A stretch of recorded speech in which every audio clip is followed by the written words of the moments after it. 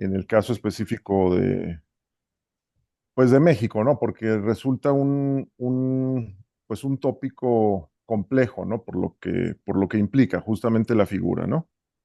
Entonces, bueno, pues voy a empezar con una reflexión primero en torno a los significados propiamente del concepto de jurisprudencia.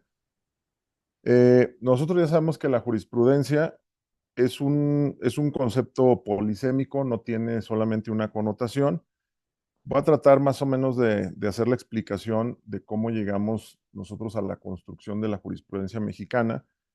Y lo primero que yo quisiera comentarles es que eh, nuestro modelo es completamente sui generis. Es un modelo único, la forma en cómo en México se producen los criterios jurisprudenciales. No hay otro país en el mundo, yo que he hecho ya análisis comparativos sobre los diversos criterios jurisprudenciales que se producen desde diversos tribunales, no hay un solo país que tenga el modelo mexicano. Eso, bueno, le da originalidad, lo posiciona en un lugar especial, pero también lo vuelve pues bastante complejo. Esa es justamente la parte, ¿no? Y entonces, voy a empezar justamente con eso, ¿no? O sea, yo les diría que eh, los tribunales en el mundo, sean locales o sean internacionales, que tienen la posibilidad de producir jurisprudencia, no lo hacen como nosotros. Voy a poner el ejemplo específicamente de la Corte Interamericana, ¿no? De Derechos Humanos. Por ejemplo, la Corte Interamericana dicta su sentencia y ya sabemos nosotros que dentro de la sentencia hay una parte donde viene como eh, vulgarmente se le conoce como la carnita de lo que es propiamente el expediente y está en los llamados considerandos, que es una de las partes de la resolución. Entonces, en los considerandos es donde vienen los argumentos más fuertes de los tribunales, en este caso de la Corte Interamericana. Bueno, entonces, ellos dictan su sentencia, la parte considerativa es la parte más fuerte de la sentencia, es donde vienen los argumentos de peso. Y entonces, cuando el tribunal quiere generar una jurisprudencia, no hace un proceso como en México, ¿no? ¿Cómo es el proceso en México? Bueno, pues hay acuerdos en los tribunales que regulan la forma de creación jurisprudencial en donde los propios órganos, al darse cuenta de que hay algún caso que requiere un criterio especial por ser un caso sui generis, pues se dan a la tarea de hacer una redacción de acuerdo a lineamientos que la propia Suprema Corte, pensando por ejemplo en la jurisprudencia de amparo, eh, define o establece, y entonces le dan una redacción y esa redacción lleva un trámite administrativo, ¿no? Porque entonces el tribunal se lo manda a la corte tiene un área que se llama coordinación de compilación y sistematización de tesis, se hace una revisión, se pueden hacer incluso correcciones, puede regresarse al tribunal para que corrija o puede ser que pase. Y luego ya viene la publicación en el Semanario Judicial de la Federación. Es decir, en México, si un abogado quiere saber dónde está determinada jurisprudencia, nosotros sabemos dónde buscarla. Nosotros tenemos un órgano que se llama Semanario Judicial de la Federación. Así como las leyes se publican en el diario oficial, pues hay un órgano en México que se llama Semanario Judicial de la Federación, que es un órgano de la Suprema Corte en el que se hacen las publicaciones de los criterios. Y entonces nuestras jurisprudencias no son resúmenes de la sentencia, no es propiamente una síntesis de la sentencia, es un criterio que se define a partir de una serie de parámetros y que sirve justamente para marcar la línea hacia otros jueces.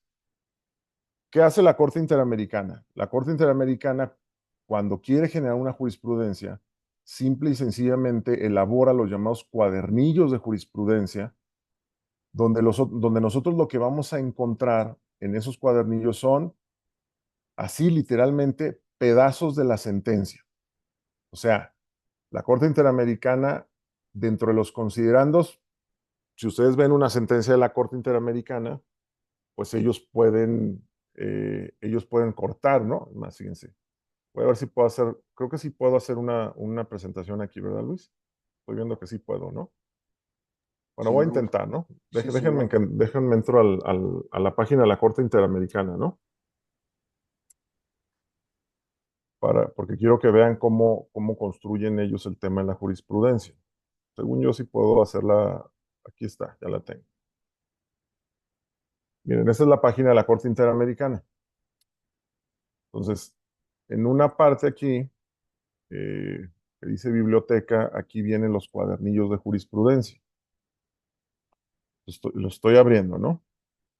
Entonces, miren, son publicaciones en diversos temas, o sea, son muchos, ¿no? O sea, son muchísimos temas o tópicos lo que ellos tienen aquí publicado. Pero lo que quiero que vean es cómo lo hacen, porque justamente esa es la diferencia de cómo lo hacemos en México, ¿no? Entonces, yo entro a un cuadernillo, escogí el cuadernillo de personas privadas de la libertad, ¿no? Y entonces, ¿qué hace la Corte Interamericana? Miren, vamos a entrar al cuadernillo. Es una publicación tipo libro donde ella hace una explicación, la Corte Interamericana pone un índice, hace una introducción a la temática y luego, pues miren, esto parece un libro, ¿no? En realidad aquí es donde publica la Corte Interamericana sus jurisprudencias. Y entonces viene una explicación, aquí está el contenido, o sea, es un índice de lo que vamos a encontrar y lo que quiero que vean es dónde están propiamente las jurisprudencias, ¿no? Trae hasta una presentación. Aquí viene quienes intervienen en el cuadernillo para la edición y luego ya vamos a las jurisprudencias. Entonces, vean cómo se establecen las jurisprudencias. Dice, a ver, jurisprudencia sobre el Estado como garante de los derechos de las personas privadas de la libertad. Y miren lo que hizo. O sea, del caso Neira, Alegría y otros contra Perú, lo pone fondo, sentencia del 19 de enero del 95. ¿Qué hizo la Corte Interamericana? Cortó el parágrafo número 60 de los considerandos de la sentencia y se lo trajo al cuadernillo de jurisprudencia. Y entonces nos está diciendo, aguas, porque el punto 60 de la sentencia, el considerando, yo lo estoy considerando jurisprudencia. Ojo, ¿eh? Y así lo va a hacer, o sea, y se va a otro tema, ¿no? O sea, el punto es este, el punto es Estado como garante de los derechos de las personas privadas de la libertad. Y entonces se va al caso, trae dentro de los considerandos el parágrafo 60, se va a otro caso, se trae el considerando 6 y 8, que están relacionados con la misma temática, se va a otro caso, se trae el parágrafo 111, y entonces miren, por ejemplo, vamos a leer este, ¿no? Dijimos que el tema era personas privadas de la libertad, ¿no? Entonces vamos a ver qué dice este caso. En el 111, el caso es Juan Humberto Sánchez versus Honduras, ¿no? La sentencia es de 2003, dice, asimismo, y en tercer lugar, el Estado es responsable de la observancia del derecho a la vida de toda persona bajo su custodia en su condición de garante de los derechos consagrados en la Convención Americana. Como lo ha señalado este tribunal, si bien el Estado tiene el derecho y la obligación de garantizar su seguridad y mantener el orden público, su poder no es ilimitado, pues tiene el deber en todo momento de aplicar procedimientos conforme a derecho y respetuosos de los derechos fundamentales a todo individuo que se encuentre bajo su jurisdicción. El Estado, como garante de este derecho, le impone la prevención en aquellas situaciones, como ahora en el subyúdice, que pudieran conducir incluso por acción o omisión a la supresión de la inviolabilidad del derecho a la vida. En este sentido, si una persona fuera detenida en buen estado de salud y posteriormente muriera, recae en el Estado la obligación de proveer una explicación satisfactoria de su responsabilidad mediante elementos probatorios válidos, ya que en su condición de garante el Estado tiene tanto la responsabilidad de garantizar los derechos del individuo bajo su custodia como la de proveer la información y las pruebas relacionadas con el destino que ha tenido la persona detenida. Ojo entonces, me voy a salir porque quería que vieran el ejemplo. Entonces, la explicación es, en los tribunales del mundo se dictan sentencias y lo que hacen los tribunales, un pedazo de la sentencia que se corta y se pega en un cuadernillo y entonces se publica ya como jurisprudencia. Y entonces, aquí viene la reflexión para nosotros, ¿no? ¿Hay una diferencia procesalmente entre una sentencia y una jurisprudencia? Sí, es algo muy sencillo para la teoría procesal, ¿no? La sentencia tiene efectos vinculantes para las partes y la jurisprudencia es un criterio que el tribunal ha identificado y que quiere que tenga obligatoriedad y vinculatoriedad más allá de las partes. Por eso lo publica como jurisprudencia, como el párrafo que ahorita yo les leí. ¿Por qué les digo esto? Bueno, pues porque la Corte Mexicana, por ejemplo, en el expediente Varios 912, a raíz de la reforma de derechos humanos, de la que luego derivó una contradicción de tesis famosísima, que es la 293, la Corte empezó a hacer unas explicaciones bizantinas.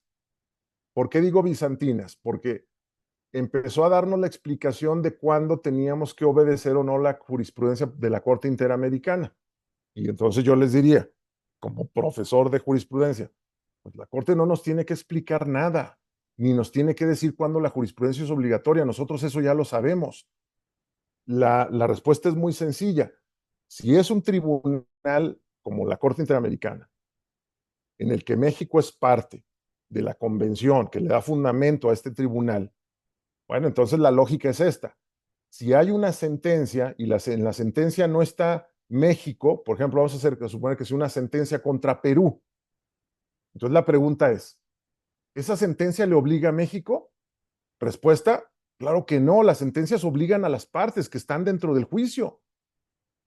Ah, pero si de esa sentencia la Corte Interamericana de uno de los considerandos saca el extracto y lo mete a sus cuadernillos de jurisprudencia, entonces esa sentencia, no toda la sentencia, el pedacito de la sentencia, se convierte en jurisprudencia. Y entonces la pregunta es, ¿y esa jurisprudencia entonces qué vinculación tiene con el Estado mexicano? A toda. Entonces, nosotros no necesitamos que la Corte Mexicana venga y nos diga cuándo la jurisprudencia es obligatoria o no. Una persona que sepa de derecho procesal y de los efectos de una sentencia y de una jurisprudencia sabe la respuesta. Y no necesitamos que una jurisprudencia de la Corte nos diga cuándo es vinculante o no. Si es una sentencia, la sentencia es interpartes. Pero si hay un tema jurisprudencial donde entonces la Corte Interamericana ya tiene una preocupación de hacer una publicación de un extracto de la sentencia o de un par de considerandos, entonces la Corte nos está mandando un mensaje y nos está diciendo, ojo, esto yo necesito que sea vinculante para todos los estados. Pues, tan sencillo como eso. Y entonces, ¿por qué les digo eso? Ok, porque nosotros vamos a explicar el tema de la jurisprudencia mexicana, ¿no? Que es un tema bastante complejo, ¿no? Ok, pero vamos a tratar más o menos de entender. Entonces, yo empezaría con eso, ¿no? O sea, la primera reflexión sería, la jurisprudencia en la mayoría de los países son pedazos de sentencia, que se redactan en cuadernillos especiales y que entonces ahí viene la intención del órgano de producir la vinculatoriedad hacia quien está dirigido. En México no funciona de esa forma. O sea, nuestra jurisprudencia no son pedazos sacados de la sentencia y que sean considerandos que se lleven a una publicación en el semanario. No, nuestra jurisprudencia no funciona de esa forma. ¿Cómo funciona entonces? Ok. Entonces, voy a empezar con esa parte, ¿no? Me voy a ir a otra reflexión. Tal vez me estoy adelantando, pero es importante. En la historia de, del derecho, específicamente el trabajo de los jueces, que es lo que tiene que ver con la creación de criterios, ha habido tres modelos históricos, ¿sí? Que nos dan cuenta de la evolución de cómo se construye el razonamiento judicial y los criterios, ¿no? Y estos modelos históricos son tres. Uno, la legalidad, primero. Este concepto trae aparejado otro, ¿no? El control de la legalidad, que no son lo mismo, ¿no? Uno es la legalidad y otro es el control de la legalidad. Ya sabemos que el control puede ser político o puede ser jurisdiccional, ¿no? En este caso nos importa el control jurisdiccional, que es de donde sale el tema de la jurisprudencia. Entonces, bueno, tenemos la legalidad, tenemos el control de legalidad de los jueces, ¿no? Como modelo histórico primario.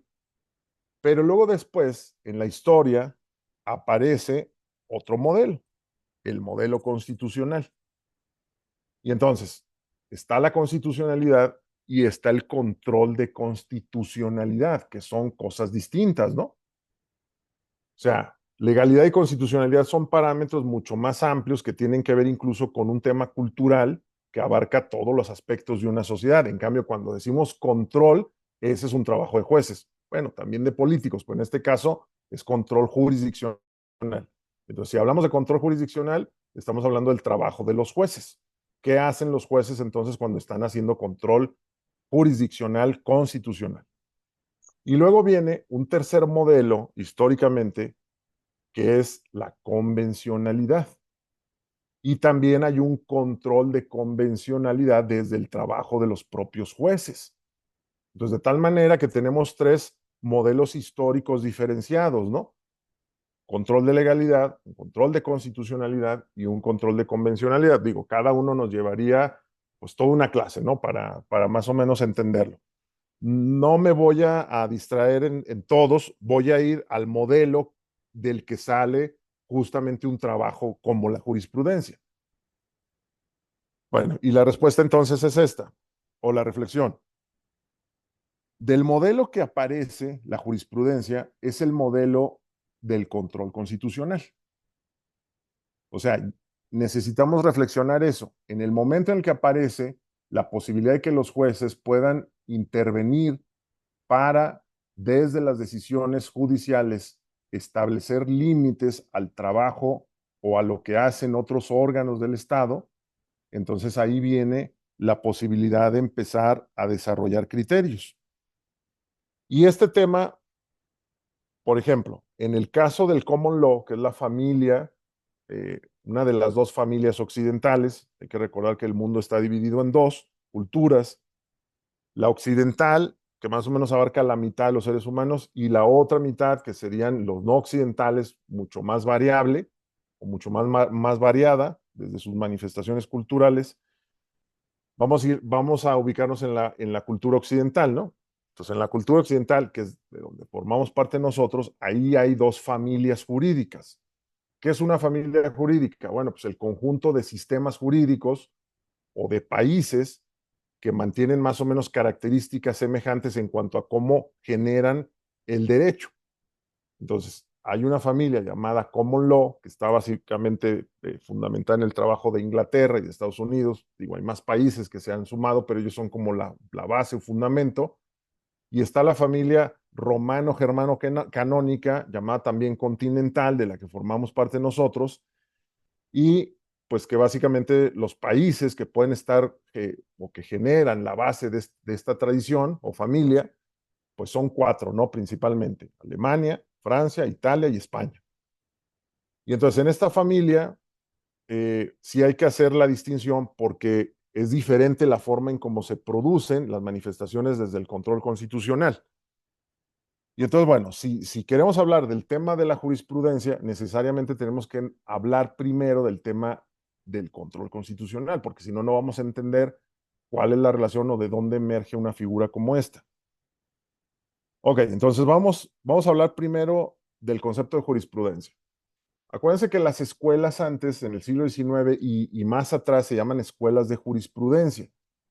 ¿Por qué? Porque la jurisprudencia tiene dos connotaciones. Es entendida como la ciencia del derecho, porque los romanos así la designaron, como la ciencia del derecho, y nosotros ya en el modelo constitucional, a partir del siglo XIX, ya empezamos a denominarle no jurisprudencia, sino ciencia jurídica o dogmática jurídica.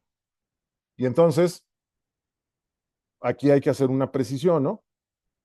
Por ejemplo, en los Estados Unidos, si nosotros hablamos con un estadounidense, un abogado estadounidense, y le preguntamos, what is jurisprudence? Él va a decir, jurisprudence is the science of law. O sea, la jurisprudencia es la ciencia del derecho. Para la familia del common law, jurisprudencia solo tiene un significado, es la ciencia jurídica. Para nosotros tiene dos significados. El nombre original de nuestra disciplina, que es la ciencia jurídica, es decir, la jurisprudencia, por eso las escuelas se llamaban escuelas de jurisprudencia, y el otro concepto, más bien, la otra connotación aparece en el siglo XIX con el modelo constitucional. ¿Sí? Ok, y entonces aquí vamos a hacer algunas precisiones porque si no, no vamos a entender qué es la jurisprudencia en México y cómo emerge. Y además, por qué tiene esas características tan especiales, ¿no? Entonces, fíjense, eh, si nosotros nos preguntamos cuál es la primera constitución que aparece en el mundo, entonces la respuesta es, la primera constitución es la de los Estados Unidos de 1787.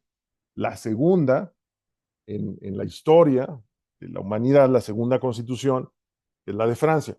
Sí, ya sé que alguien podría decir, bueno, pues está la constitución inglesa, ¿no? Que viene desde la Carta Magna de 1215. Sí, pero no me refería a una constitución integrada por varios documentos. Yo me refería a una constitución como las entendemos ahora, ¿no? Una constitución donde encuentras la organización del Estado y los derechos de las personas.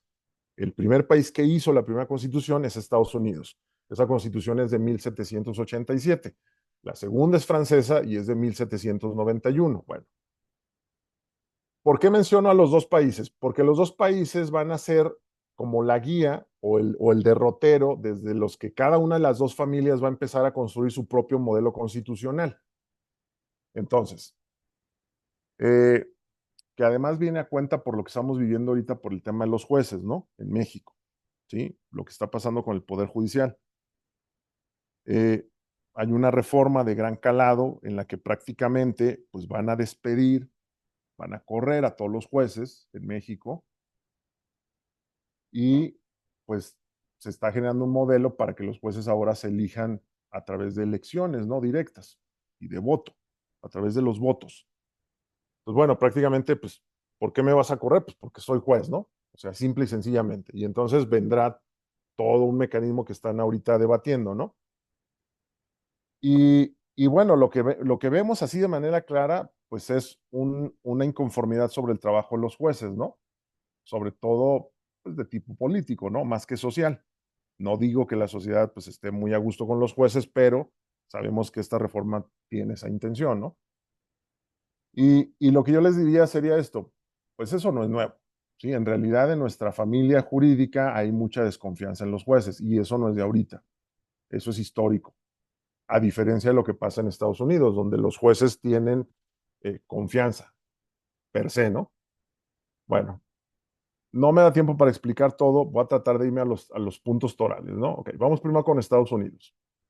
En Estados Unidos se genera el primer modelo constitucional. Ese modelo, eh, de manera muy rápida, tiene un primer caso paradigmático. Digo, tiene varios, pero hay uno famosísimo que se da en 1803. Estados Unidos tiene varios documentos, ¿no? El primero, bueno, cada una de las 13 colonias emitieron sus propias declaraciones, ¿no? No son declaraciones de independencia, son declaraciones de derechos. La primera declaración o la más famosa, pues es la del buen pueblo de Virginia de 1776. Después viene una declaración de independencia de Estados Unidos del 4 de julio de 1776, que solo es una declaración, porque en realidad Estados Unidos todavía va a tener que pelear por su independencia, ¿no? La independencia de Estados Unidos llega hasta 1783 con un documento que se conoce como el Tratado de París. En ese tratado, el Tratado de París, se pone fin a la guerra que iniciaron las colonias con Inglaterra y el mediador fue Francia. Por eso se conoce como el Tratado de París. O sea, la verdadera independencia de Estados Unidos no es el 4 de julio de 1776, es el 3 de septiembre de 1783, cuando se firma el Tratado de París. Y entonces, bueno, ya después de 1783 viene el tema de la Constitución. En la Constitución norteamericana hay tres personajes muy, muy importantes que son los que hacen justamente el trabajo explicativo teórico de los significados de una Constitución. Acuérdense que no ha habido nunca una Constitución y ellos son los primeros que van a construir una. Y entonces, pues no fue fácil hacerle entender al pueblo de Estados Unidos que representaba una Constitución, ¿no? Y la importancia de aprobarla. Y entonces hay tres personajes en Estados Unidos que hacen justamente esa tarea explicativa en torno a lo que significa la Constitución, que son Alexander Hamilton, John Jay y James Madison. Ellos escribieron una serie de artículos, más o menos 85 artículos, entre 1786 y 1787, que terminaron a la postre en un libro famosísimo que todos los constitucionalistas tienen en su biblioteca, que se llama El Federalista. Y en ese libro lo que viene es la explicación de todo el modelo constitucional. Y entonces vamos a la parte toral, ¿no? De nuestra materia, bueno, o de nuestra plática. En Estados Unidos, el concepto de jurisprudencia como tal, como nosotros, no existe. O sea, si tú le dices a un gringo qué es jurisprudencia, él te va a decir, es la dogmática jurídica, es decir, es la ciencia del derecho. Ellos le llaman precedente en realidad a lo que nosotros le llamamos jurisprudencia. Pero aquí viene un tema interesante. Los norteamericanos no tuvieron un movimiento como la codificación, a diferencia de los franceses, ¿no? Ahorita les voy a explicar esa parte. O sea, los norteamericanos no tienen un movimiento llamado codificación. Sí tienen códigos, porque son un referente desde donde se plasma una pauta en diferentes materias, sí los hay, pero no se toma el código como se toma en la tradición de nosotros. De tal manera que ahí, en realidad, ojo con esto, el control de los jueces norteamericanos no es un control de legalidad, porque no se van con el código. Todos los jueces en Estados Unidos, desde que Estados Unidos emerge como país, hacen un control de constitucionalidad. ¿Por qué? Bueno, pues porque de ese caso paradigmático, que es el caso Marbury versus Madison de 1803, en donde se enfrentan por primera vez en el Estado norteamericano dos órganos de gobierno, es decir, se está enfrentando el Poder Ejecutivo contra el Poder Judicial por la designación de unos jueces. Entonces de ahí salen tres cosas importantes que serán como la base de lo que luego se va a construir como un modelo, ¿no? Para todos los demás países, incluido el de nosotros. ¿Qué, ¿Qué cuestiones salen o qué elementos podemos identificar de Marbury versus Madison? Bueno, los elementos son tres. Uno, la supremacía constitucional. ¿Quién inventa el principio de supremacía constitucional? Los estadounidenses, porque ellos inventan la primera constitución. Si no tengo constitución y vivo en un modelo de legalidad como vivían antes del siglo XVIII todos los estados, ¿para qué diablos quiero un principio de supremacía constitucional? El principio de supremacía constitucional está vinculado al modelo constitucional, porque entonces cuando ya tengo una constitución, la pregunta es, ¿qué posición tiene la ley en el viejo régimen? Es decir, antes del siglo XVIII. La respuesta es, la ley tiene el primer lugar en las respuestas porque es la única respuesta. Después del siglo XVIII y el modelo constitucional, la ley ya no es prioridad, porque la ley pasa a un segundo lugar, porque la prioridad ahora la tiene la Constitución. Sí, pero eso no existía, eso es invento de los Estados Unidos. Entonces, el primer elemento del caso este paradigmático es la supremacía constitucional. Y luego, el segundo elemento, el control difuso. Los norteamericanos pensaron así, para materializar un elemento como la supremacía constitucional, entonces tenemos que tener una herramienta que lo materialice y entonces inventan el control difuso. ¿Qué es el control difuso? La facultad de los jueces, de todos los jueces, cualquier juez, para poder hacer una revisión en el caso que él va a dictar una sentencia de la Constitución. Es decir, confronta las posibilidades normativas o los actos que él está revisando en el caso y los tiene que pasar por el filtro constitucional. ¿Para qué? Para que el principio de supremacía constitucional sea un principio que se materializa. Bueno, ese es el segundo elemento, control difuso. Fíjense el año en el que los estadounidenses empiezan a hacer control difuso, es 1803. México empezó a hacerlo hasta 2011, porque para nosotros ha sido un tema complejo.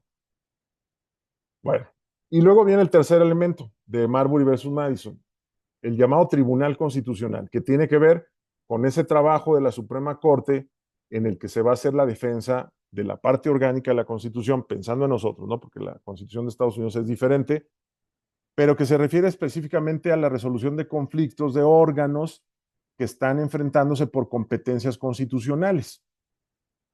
Y entonces, bueno, pues ahí está un primer modelo norteamericano. Ok, ¿qué hay del tema de los precedentes? Bueno, en Estados Unidos el precedente está dado per se en su modelo porque su modelo es netamente constitucional.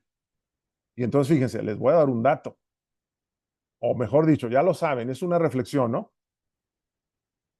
Estados Unidos no está en los tratados de derechos humanos. Es decir, sus jueces no hacen convencionalidad. Quiere decir que el modelo norteamericano es netamente constitucional, desde cualquier ángulo en el que uno se pueda posicionar. Eso, per se, significa que los jueces hacen interpretación de la Constitución. Y el poder hacer interpretación de la Constitución, ¿en qué se traduce? Que puedes generar un parámetro o criterio que sirva de base para otros jueces. Entonces, ojo, en el modelo de los estadounidenses, la figura del precedente está implícita en el propio modelo porque su modelo es auténticamente constitucional. Ok, vámonos a Francia. En el caso de Francia es otra historia, ¿no? Completamente distinta. O sea, lo primero, los franceses desconfían de sus jueces. O sea, eso es lo primero, ¿no? Viene la Revolución Francesa, empiezan a armar su división de poderes y a la hora de llegar a la judicatura, ellos empiezan a hacer muchos cuestionamientos sobre los jueces. ¿Por qué?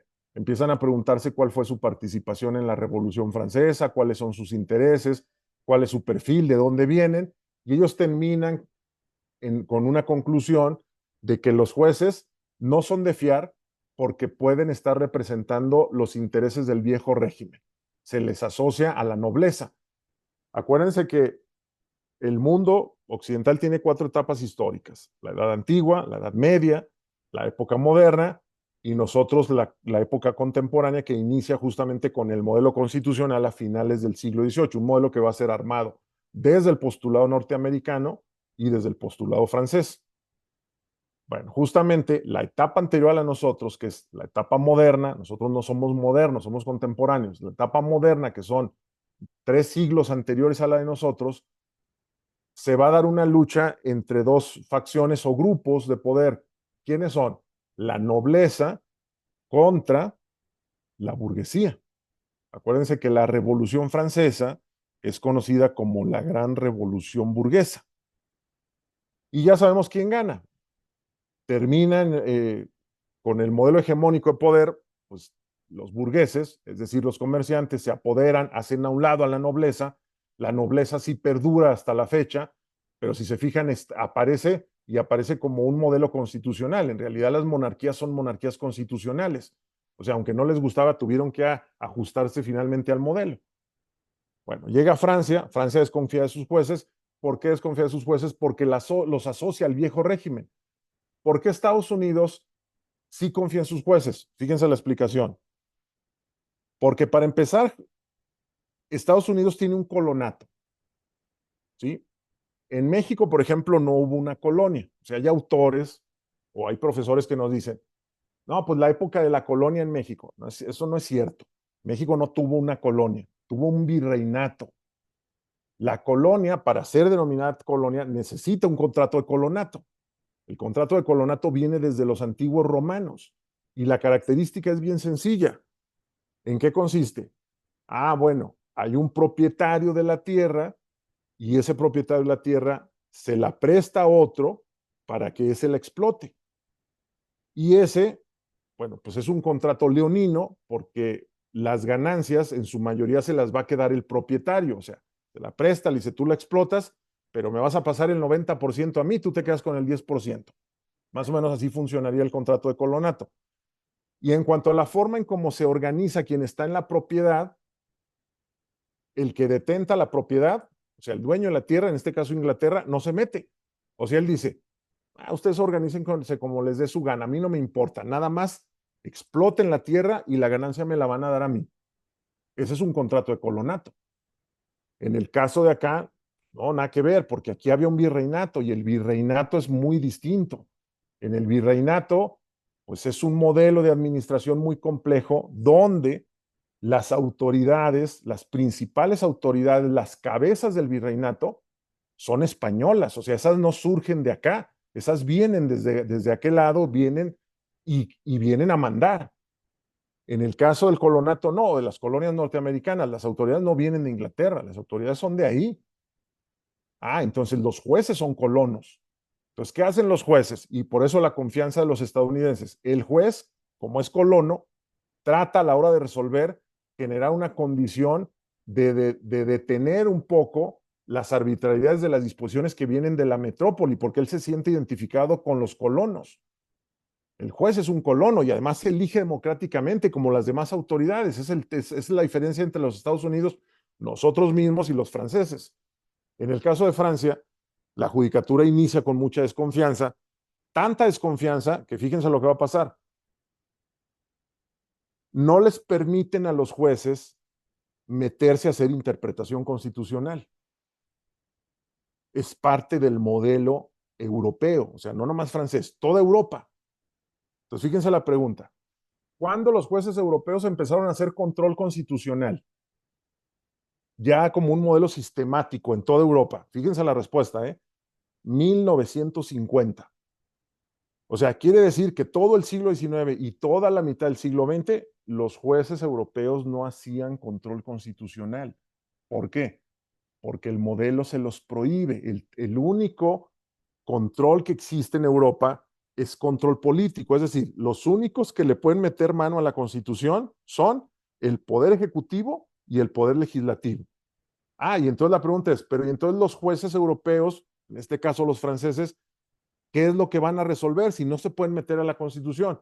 Ah, el ala académica francesa, que es la escuela del exégesis, que representa desde la Universidad Francesa la materialización de las ideas de la revolución, van a generar un modelo de razonamiento para el juez francés, que va a ser luego el modelo para todos los europeos. ¿Cuál es?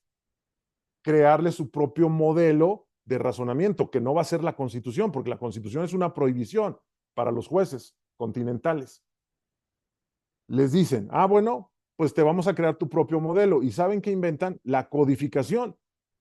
La codificación es una normatividad abajo de la Constitución y esa sí está destinada a los jueces. Entonces empiezan a hacer la clasificación de las materias, civil, penal, fiscal, etcétera, y a partir de ahí se le dice al juez, tu base del razonamiento y la sentencia no va a ser la Constitución, tú tienes prohibido meterte en la Constitución, pero ahí tienes los códigos. Y entonces, junto con el tema de los códigos, que luego se va a replicar como modelo en todo el continente y luego llegar hasta Latinoamérica, se agrega el modelo de razonamiento. ¿Qué inventa la exégesis? El famosísimo silogismo judicial. Pero ojo, el silogismo, cuando ustedes piensen en silogismo judicial, es un modelo de razonar que no se vincula con la Constitución, se vincula con los códigos. Porque justamente ahí está la trampa. ¿Cuál es la trampa? Sacar de la jugada de la interpretación constitucional a los jueces en Europa. Se les deja nada más el código y además es una interpretación bien limitada. Por eso les meten el silogismo, que es decir, ah, bueno, premisa mayor, los hechos, premisa menor, el código, el derecho, y luego hacen una subsunción y sacan la respuesta. Y entonces, la pregunta es, pero ¿y entonces la jurisprudencia? Porque si la jurisprudencia tiene que ver con interpretación constitucional, ¿dónde aparece la jurisprudencia? Ahí viene el caso de México.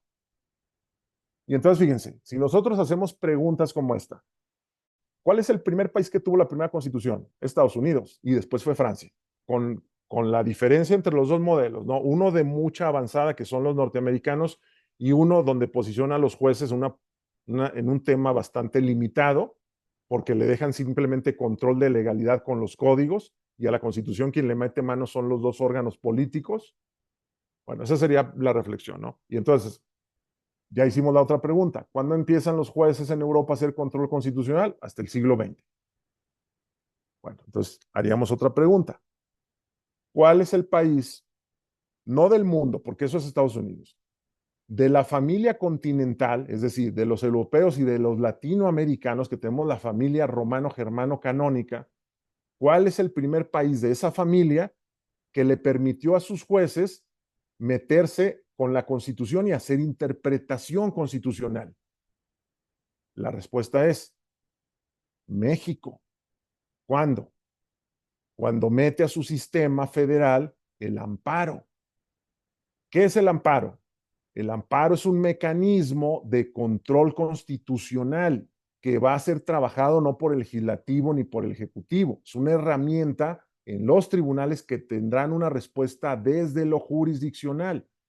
Pues el amparo es un mecanismo de defensa constitucional que aparece como un modelo primario para toda la familia continental. O sea, no fueron los alemanes, no fueron los italianos, no fueron los españoles los que le permiten o le dan la pauta por primera vez en la historia para que los jueces hagan control constitucional, ¿no? Ellos siguen con sus códigos. Es México el primero que mete a sus jueces a hacer control constitucional. ¿En qué año?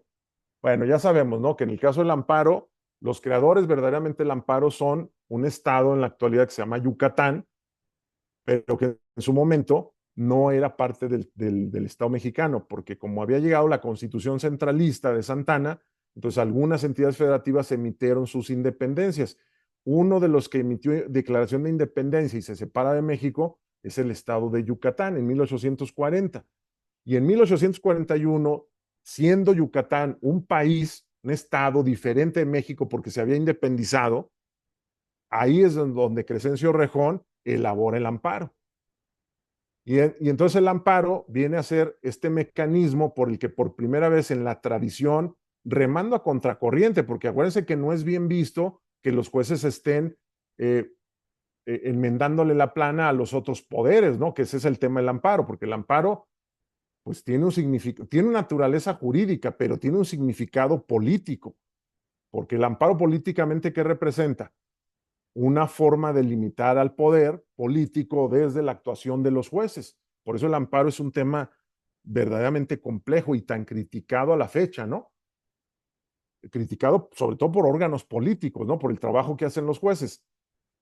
En realidad el trasfondo, si se dan cuenta, es un tema de frenos y contrapesos. Y el amparo es una herramienta, pues justamente que entra en este tema, ¿no? Porque a través de ella, pues se establecen límites, justamente actuaciones arbitrarias. Y entonces, bueno, aparece en Yucatán Mariano Otero en el Acta de Reformas de 1847, lo sube a nivel federal y luego ya en la primera constitución que aparece, pues es en la constitución de 1857, ya el amparo, ¿no? Y entonces vamos al tema del amparo. ¿Y por qué el amparo si el tema es la jurisprudencia? Bueno, porque en México la primera jurisprudencia que aparece es la que está relacionada con el amparo.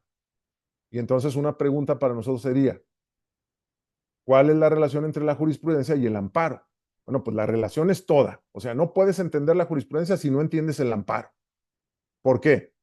Porque lo que se está haciendo en el amparo es una interpretación de última instancia. Acuérdense que el amparo pues es la última instancia porque además el amparo representa para México lo que se conoce como la unidad de jurisdicción.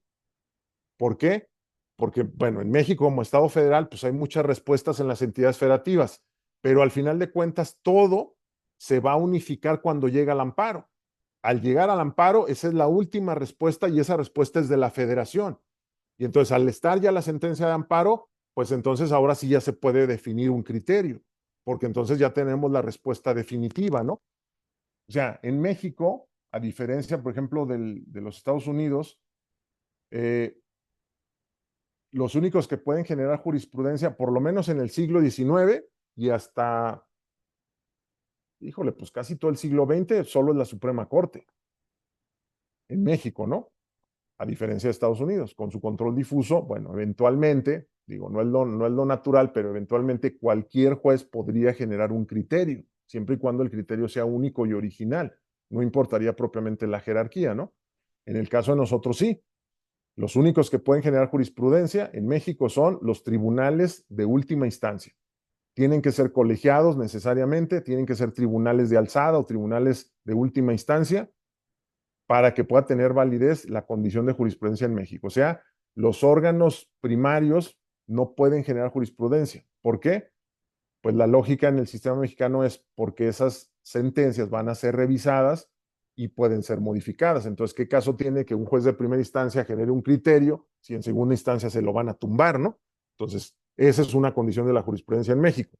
Bueno, ¿qué pasa con el amparo? Ok, llega el amparo, se convierte en un mecanismo constitucional de defensa de la Constitución. En México se adopta el primer amparo en México es de 1849 en la ciudad de San Luis Potosí, se conoce como el amparo Verástegui. Y bueno, pues empieza el control constitucional en México, no propiamente desde los jueces. Es cierto, hay que hacer esta aclaración. Es un tipo de control constitucional concentrado. ¿Qué quiere decir eso? No es difuso como en Estados Unidos. O sea, no lo puede hacer cualquier juez. Necesitan hacerlo necesariamente los jueces de amparo. ¿Quiénes son los jueces de amparo en el siglo XIX? Bueno, pues la Suprema Corte y los juzgados de distrito, específicamente. No han nacido todavía los tribunales colegiados, esos van a nacer hasta 1951. O sea, es la federación, específicamente los tribunales federales, caso concreto, juzgado de distrito y Suprema Corte, los que podrán resolver un amparo. De tal manera que el modelo que los mexicanos empiezan a trabajar sobre el control jurisdiccional de la Constitución, lo hacen en un tipo de control concentrado, no difuso. O sea, los demás jueces, que no sea el juez de distrito y la Suprema Corte, solo pueden hacer control de legalidad. Es decir, revisar los códigos o las leyes y confrontar que actos se ajusten a ellos. Bueno, empieza la evolución del amparo. Y entonces el amparo, ¿qué legislaciones tiene? Bueno, la primera ley de amparo es de 1861.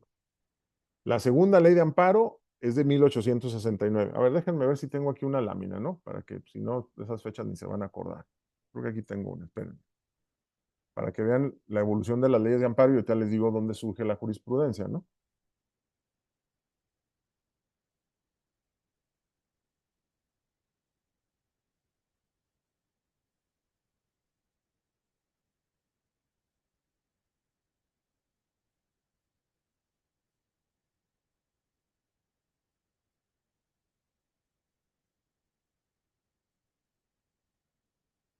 Ok, aquí está.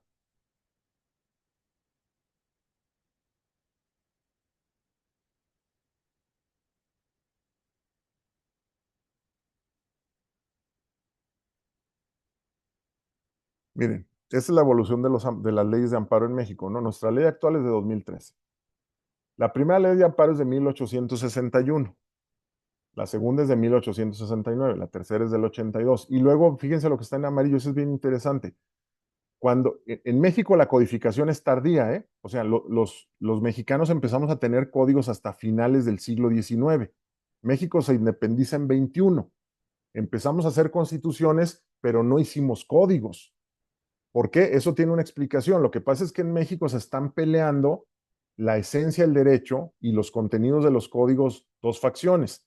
Están los liberales contra los conservadores. Entonces, depende, o sea, era necesario homologar la respuesta para determinar los contenidos del Código Civil, porque un Código Civil no sería lo mismo si lo expiden los liberales a que lo expidan los conservadores. Los contenidos van a ser muy distintos. Por eso es que no se ponen de acuerdo con la codificación, pero con la Constitución sí. Y entonces, cuando llega auténticamente ya el modelo de la codificación en México, que es a finales del siglo XIX, viene una crisis en el modelo constitucional porque la jurisprudencia va a desaparecer. ¿Cómo que desaparece? Sí, fíjense, la jurisprudencia mexicana aparece en la ley de amparo de 1882, o sea, en las dos primeras leyes de amparo no hay jurisprudencia. Aparece en la tercera ley de amparo, 1882. ¿Quiénes son los creadores de la jurisprudencia mexicana? Ignacio Vallarta e Ignacio Mariscal, ambos ministros de la Suprema Corte. A Ignacio Mariscal lo que se le ocurrió fue que las sentencias de la Suprema Corte deberían de ser obligatorias para aquellos casos en los que tuvieran un tema, un tópico que sirviera de base para resolver otros asuntos. Entonces, la obligatoriedad de la jurisprudencia se le ocurre a Ignacio Mariscal. Y Vallarta dice, muy bien, pero vamos a hacer esto. Para que el criterio esté mucho mejor sustentado, entonces vamos a hacerlo a través de 5 casos. Entonces, que cuando se junten 5 casos con el criterio, entonces que a partir de ahí se genere la jurisprudencia. Entonces, el tema de los 5 casos es de Vallarta, el tema de la obligatoriedad es de Ignacio Mariscal, ambos ministros de la Suprema Corte.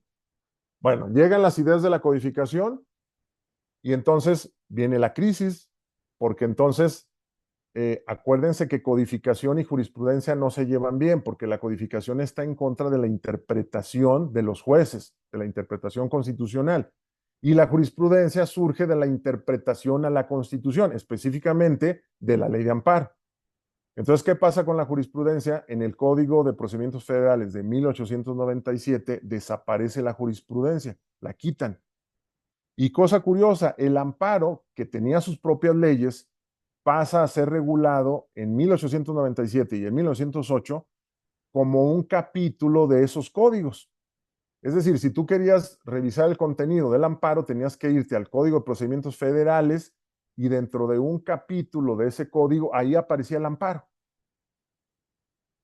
¿Cuánto duró esto? Bueno, pues duró casi 2 décadas y es hasta 1919, ya con la Constitución del 17, que otra vez regresan las leyes de amparo. La del 19, la del 36 y la actual de 2003, ya con una regulación especial, ¿no? Ok, y vamos entonces a explicar el tema de la jurisprudencia mexicana para ver más o menos qué ha pasado, ¿no? Ok, entonces, eh, me voy a salir de aquí, ¿no? Voy a salir de aquí, ya más o menos vieron cuál es la evolución. Voy a explicar ahora los modelos constitucionales. Cuando las personas no saben de jurisprudencia, ¿sí? Yo que doy clase de jurisprudencia ahí en el posgrado de la UNAM, y cuando yo sondeo que es una jurisprudencia, cuando la persona no tiene ni idea de lo que es la jurisprudencia, siempre contesta esto. Dice, ah, pues son 5 sentencias resueltas en el mismo sentido. Eso es la jurisprudencia en México. ¿Sí? Eso es lo que generalmente la gente contesta. Y entonces la reflexión para nosotros es, bueno, sí, o sea, sí, sí, efectivamente, es una de las definiciones de jurisprudencia, ¿no? Yo les diría, la primera. Y entonces, nos vamos a 1882, Vallarta y Mariscal. Inventan el primer modelo o la primera tipología de creación jurisprudencial en México. Es que tiene varias, por eso yo les decía que era complejo, ¿no? ¿Cuál es? Bueno, se llama reiteración, jurisprudencia por reiteración. ¿Qué es eso? Bueno, consiste en que se juntan 5 sentencias que tienen un contenido similar y a partir de ese contenido que las asemeja, se redacta un criterio que sirva más o menos como criterio general que unifique una respuesta más o menos de los 5 casos. Entonces, ese criterio unificado, con una redacción especial, acuérdense que no se corta el considerando como en los otros tribunales, sino que se redacta de manera específica, concisa, concreta, con una argumentación clara, el contenido del criterio. Y entonces ese criterio se convierte en una jurisprudencia y se publica en el Semanario Judicial de la Federación. Entonces, esa es la primera forma de creación jurisprudencial en México. Se llama jurisprudencia por reiteración. Apareció en el año de 1882, justamente a propuesta de Mariscal y de Vallarta. Bueno, esa es la primera, ¿no? Pasan los años, llega el año de 1950, la Corte está abrumada porque todos los amparos necesariamente caían en la Corte, en la Suprema Corte. O sea, si tú vivías en Yucatán, en Chihuahua, en Zacatecas, necesariamente tenían que llegar los amparos a la Corte en segunda instancia, que era la que revisaba, o los amparos directos los veía la Corte, y eso se volvería verdaderamente un problemón, ¿no? Porque entonces había que venir de todas las partes del país para que la Corte resolviera tus amparos. Se convierte en un problema, ¿no? ¿Qué hacen para resolver ese problema? Se crean los tribunales colegiados de circuito en 1950, una reforma que entra en vigor en 1951. ¿Qué son los tribunales colegiados de circuito? Los órganos que se van a quedar con la competencia original de la Suprema Corte. Y a diferencia de la Corte que está en la Ciudad de México, los tribunales colegiados de circuito van a estar distribuidos en todo el país. ¿Qué son entonces los tribunales colegiados de circuito? En realidad son cortecitas. Si se fijan, nomás que no se llaman cortes, se llaman tribunales colegiados. Pero en realidad son las extensiones de la Suprema Corte en todo el país. Eso se hace en 1951. Bueno, como ya hay varios tribunales entonces en el país colegiados que están resolviendo tanto el amparo de segunda instancia, que es el amparo en revisión, como los amparos directos, entonces al resolverse ya varios amparos en varias partes del país, y al establecer ya ellos también la competencia de la jurisprudencia, pues entonces empiezan a generar criterios encontrados, porque entonces un tribunal colegiado de Chihuahua resolvió una cosa y el de Yucatán estaba resolviendo otra. Y entonces generaban jurisprudencias, bueno, primero las sentencias de amparo, después la jurisprudencia, y resulta que había contradicción. Entonces ahí aparece la segunda forma de creación jurisprudencial. ¿Cómo se conoce? Jurisprudencia por contradicción. ¿Cómo se forma esa? Ah, bueno, cuando hay dos criterios encontrados, entonces se escoge uno de ellos o se redacta uno diferente. Ojo, ¿cuántos precedentes se necesitan para generar una jurisprudencia por contradicción? Uno nada más. ¿Por qué uno?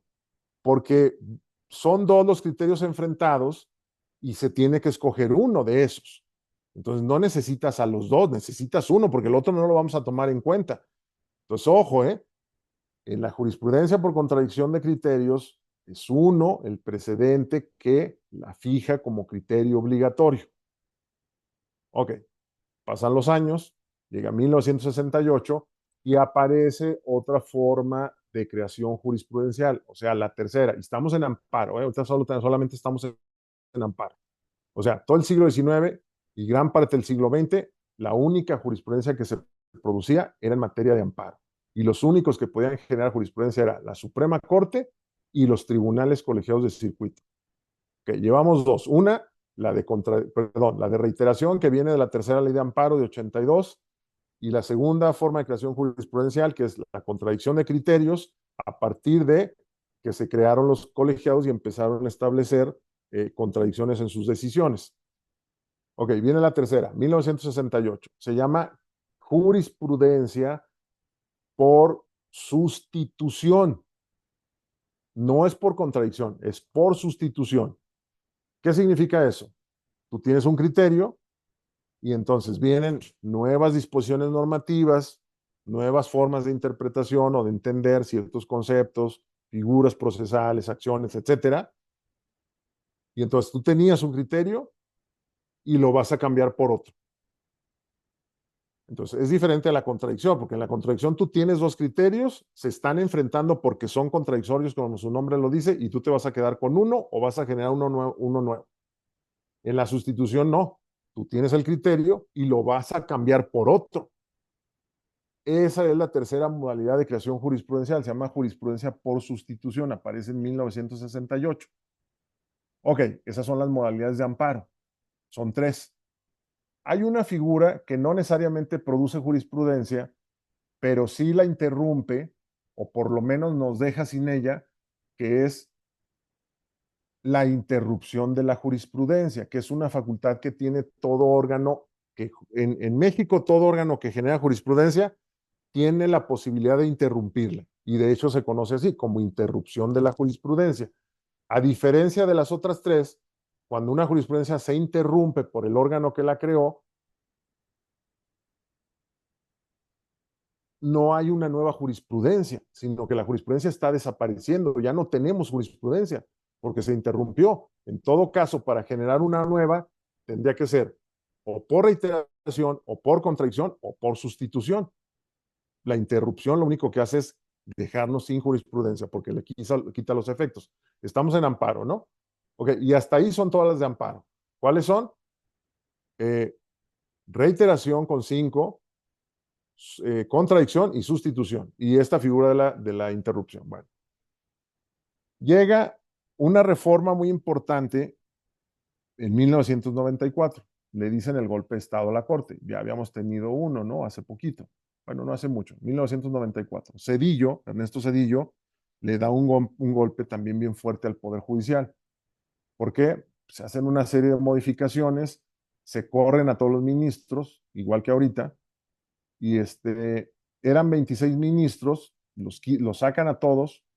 Bueno, a unos les fue re bien, ¿no? Porque tenían bien poquito y quedaron ya con su pensión vitalicia, ¿no? Como ministros. Y ya sabemos que las pensiones son bastante jugosas, ¿no? Y, y entonces, bueno, pues ponen a nuevos ministros y la conformación sería de 11. De una conformación del Pleno que eran 21 y había 5 numerarios, de tal manera que eran 26 ministros, 21 numerarios y 5 supernumerarios, hacen un total de 26. Se reduce la Suprema Corte a 11 en 1994. A la par de eso, se hacen reformas a la ley orgánica, a la ley de amparo, y surge una ley bien importante, la famosa ley de controversias y de acciones de inconstitucionalidad, que es la ley reglamentaria de las fracciones 1 y 2 del 105 constitucional, que es la ley que va a materializar efectos de tribunal constitucional, porque un tribunal constitucional es el que hace la defensa de la parte orgánica de la Constitución. Bueno, viene esa reforma, más bien sale esa nueva ley, que es la ley reglamentaria de las fracciones 1 y 2 del 105. Ahí se regulan dos juicios muy importantes en México, que es la controversia constitucional y la acción de inconstitucionalidad. Y entonces ahí, en esa ley del 94, aparece por primera vez, ojo con esto, el precedente obligatorio.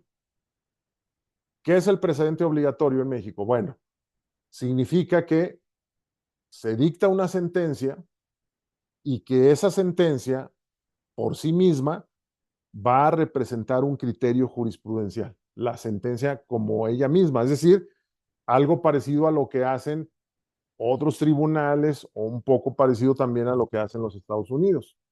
La sentencia, claro, no toda la sentencia, la parte considerativa, el argumento que la parte decida, pues eso va a considerarse como jurisprudencia. Ok, pero ¿cómo funciona ya en la práctica? La jurisprudencia en controversias constitucionales. Bueno, se dicta la sentencia, eh, ¿qué hacen? No le quitan un pedazo al considerando y lo convierten en jurisprudencia. No, se hace lo mismo. Del asunto en general se saca un criterio principal que será redactado con las reglas de la jurisprudencia mexicana, se pasará a la división de compilación y se publicará en el Semanario Judicial de la Federación como una jurisprudencia sacada de un solo asunto. Es decir, de los asuntos o de los expedientes de controversias constitucionales y de acciones de inconstitucionalidad, puede sacarse una jurisprudencia sin necesidad de esperar que sea contradictorio con otro, que se sustituya o que se hagan 5 casos para sacar el precedente, ¿no? Basta con una sola sentencia. Ahí apareció el precedente obligatorio. Bueno, seguimos con la explicación. Viene la ley de amparo de 2013, que es la ley que tenemos nosotros actualmente, ¿no? Bueno, vienen cambios de toda naturaleza y entonces en 2021 viene una reforma a la ley de amparo de 2013. Y esa ley consiste en que ese precedente obligatorio que solo estaba en controversias y en acciones de inconstitucionalidad se va a llevar a la ley de amparo como una reforma importante en 2021. Y entonces, ¿en qué consistió esa reforma? Bueno, que el precedente obligatorio entra al sistema del amparo mexicano, ya estaba en controversias y en acciones, se agrega el amparo, y entonces la Suprema Corte de Justicia de la Nación ya no es un órgano que genere jurisprudencia por reiteración, ya no es necesario que espere las 5 sentencias para crear el criterio. Basta con una sola sentencia de amparo de la Suprema Corte para que con esa sentencia se pueda generar un criterio jurisprudencial llamado precedente obligatorio. Y entonces, recapitulando, ¿cuáles han sido históricamente los 4 modelos que ha tenido la Suprema Corte o el Poder Judicial Federal para generar jurisprudencia dentro de la materia del amparo? Reiteración, contradicción, sustitución y precedente obligatorio en el año de 2021. Y entonces el precedente obligatorio solo lo puede generar la Suprema Corte. Ningún órgano en México puede generar jurisprudencia por reiteración. Lo tienen que hacer necesariamente, perdón, por precedente obligatorio. Lo tienen que hacer necesariamente por reiteración. Es decir, tienen que revisar varias sentencias y hasta que se confirma el criterio con varias sentencias es que pueden generar una respuesta establecida como vinculante. Y entonces, las reflexiones son, ¿por qué solo la Suprema Corte, no? Bueno, porque entonces las preguntas para nosotros son, ¿cuándo conoce la Suprema Corte de amparos?